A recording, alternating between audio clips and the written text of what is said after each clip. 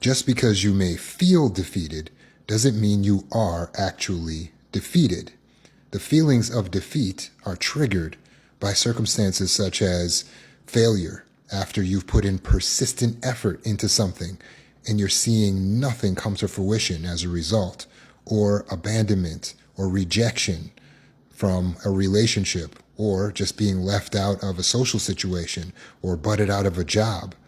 A lot of times for people, feelings of powerlessness or loss of control, like in the case of a illness, a chronic illness, or financial crisis, or another trauma, makes them feel like they're defeated, especially when these things pile up on top of each other. For others, it could be constant criticism, invalidation, being stuck in toxic environments, a loss of a sense of purpose and direction. But whatever it is, what's triggering your feelings of defeat doesn't mean you are actually defeated. It comes down, like all emotions, to your perception. It's the way you contextualize the situation that determines if you feel defeated or not.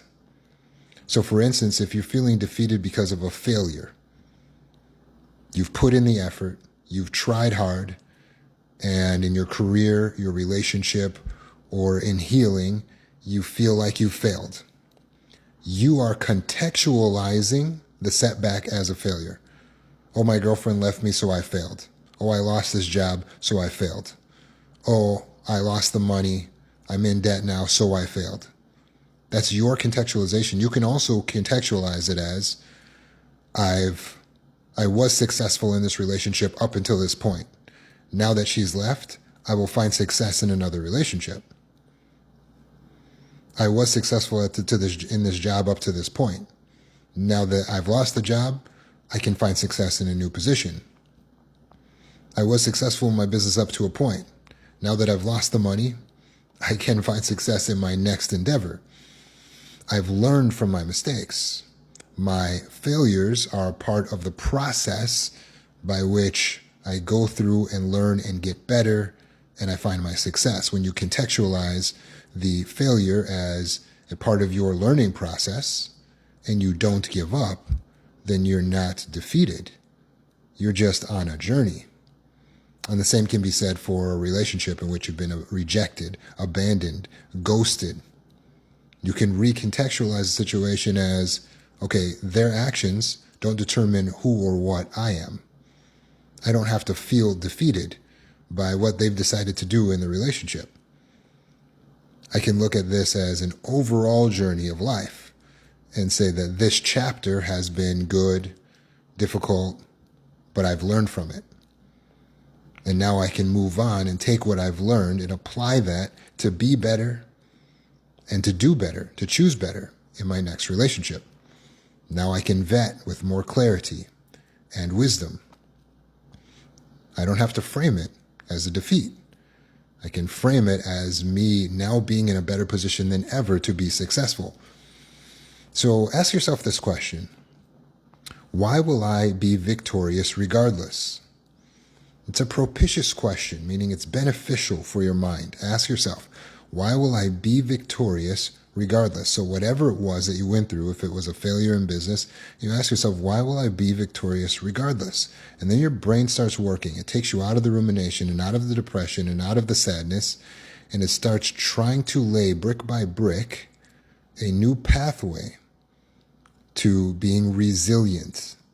Because your resilience is your ability to continue and to overcome despite the difficulties, despite the obstacles, despite the so-called failures and defeats.